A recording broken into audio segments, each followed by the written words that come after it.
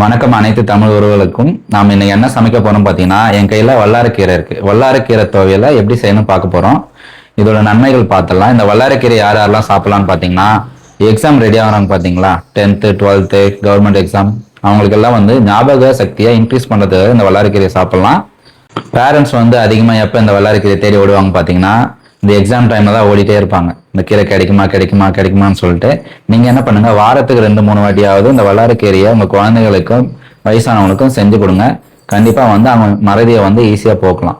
இதை பார்க்கறதுக்கு மனித மூளை மாதிரியா இருக்கும். இந்த கீரை பார்த்தீங்கன்னா உங்களுக்கு தெரியும்.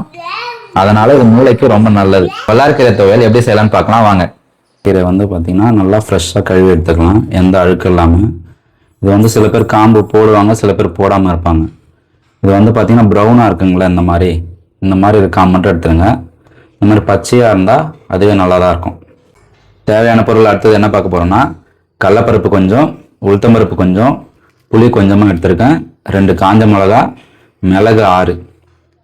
புளி பார்த்தீங்கன்னா குழந்தைங்களுக்கு கொஞ்சமாக சேர்த்துக்குங்க, பெரியவங்களுக்கும் கொஞ்சமாக சேர்த்துங்க. புளி மேக்ஸிமம் சேர்க்கக்கூடாது, அதோட தன்மை மாறிடும். இருந்தாலும் புளி லைட்டாக சேர்த்துக்கணும்.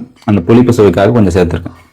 ஒரு வெங்காயம் கட் பண்ணி வச்சுருக்கேன், இந்த மாதிரி சின்ன சின்ன பீஸாக இல்லாமல் கொஞ்சம் பெரிய பீஸாக. ஒரு தக்காளி, ஒரு பெரிய தக்காளி கட் பண்ணி வச்சுருக்கேன், இந்த மாதிரி கட் பண்ணி எடுத்துங்க. இப்போ எப்படி செய்யலான்னு பார்க்கலாம் வாங்க. ஆன் பண்ணி தேவையான பாத்திரம் வச்சுக்கலாம்.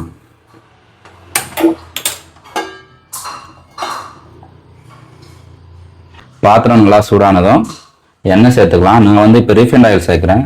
இந்த துவையலுக்கு பார்த்தீங்கன்னா நல்லெண்ணெய் சேர்த்திங்கன்னா டேஸ்ட்டு ரொம்ப சூப்பராக இருக்கும். நான் ரீஃபைண்ட் ஆயில் என்கிட்ட அதான் இருக்குது, அதனால் நான் அதை சேர்த்துறேன். கொஞ்சமாக ரீஃபைண்ட் ஆயில் சேர்த்துக்குங்க.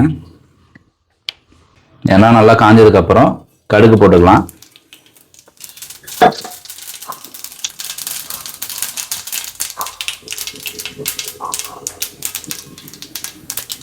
கடுகு நல்லா பொரிஞ்சு வந்ததும் 2 காஞ்ச மிளகா, கடலப்பருப்பு, உளுத்தம்பருப்பு, மிளகு எடுத்து வச்சிருக்கிறத சேர்த்துக்கலாம்.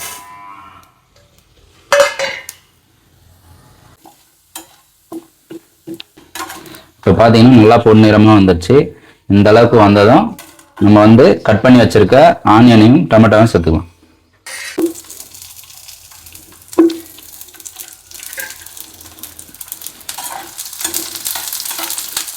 வெங்காயம் போட்டு ரொம்ப நல்லா வதக்க தேவையில்ல, லைட்டாக வதங்கினாலே போதும்.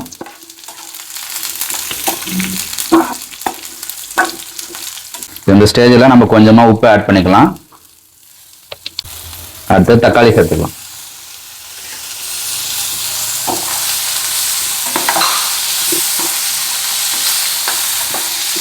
இப்போ வெங்காயம் தக்காளி ஓரளவுக்கு வதங்கிடுச்சு. இந்த ஸ்டேஜில் பார்த்தீங்கன்னா நம்ம கழுவி வச்சிருக்க வல்லாரக்கீரையை சேர்த்துக்கலாம்.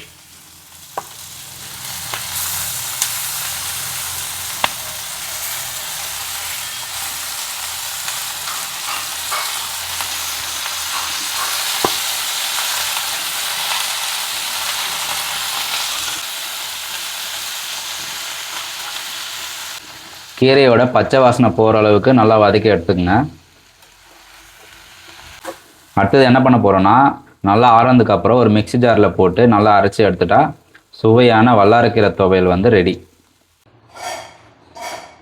இப்போ நம்ம வதக்கி வச்சது நல்லா ஆறிடுச்சு. இப்போ இதை ஒரு மிக்ஸி ஜாரில் சேர்த்துக்கலாம்.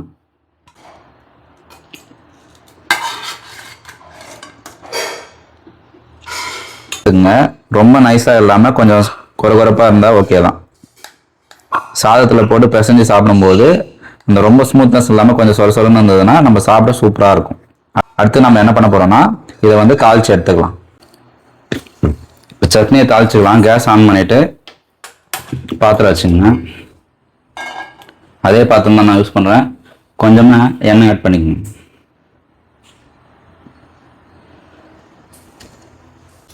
எண்ணெய் நல்லா சூடானதும் கொஞ்சமாக கடுகு சேர்த்துக்கலாம். உளுத்தம்பருப்பு கொஞ்சம்,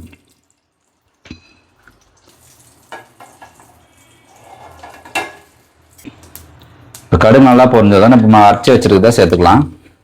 சேர்த்து ஒரு 2 minutes வதக்கினா போதும், ரெடி ஆகிடும்.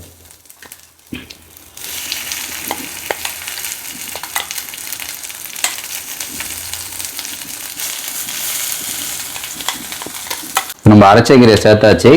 இது ஒரு 2 minutes or 5 minutes லைட்டாக கலர் மாறும். அந்த ஸ்டேஜில் நம்ம எடுத்துடலாம்.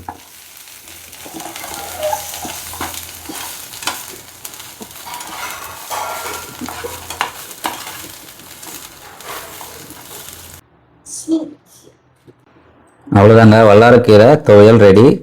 சூப்பராக இருக்கும். நீங்களும் வந்து ட்ரை பண்ணுங்க. சாப்பாட்டுக்கு ரொம்ப நல்லா இருக்கும். நீங்கள் ட்ரை பண்ணிட்டு எப்படி இருக்குன்னு கமெண்ட்ல சொல்லுங்க. அவ்வளோதாங்க, சுவையான வல்லாரக்கீரை துவையல் வீட்லயே ரெடி ஆயிடுச்சு. நீங்களும் வீட்டில் ட்ரை பண்ணுங்க. எப்படி இருக்குன்னு கண்டிப்பாக கமெண்ட்ல சொல்லுங்க. இந்த வீடியோ மறக்காம லைக் பண்ணுங்க, உங்க ஃப்ரெண்ட்ஸ் அண்ட் ஃபேமிலிக்கு ஷேர் பண்ணுங்க. தேங்க்யூ.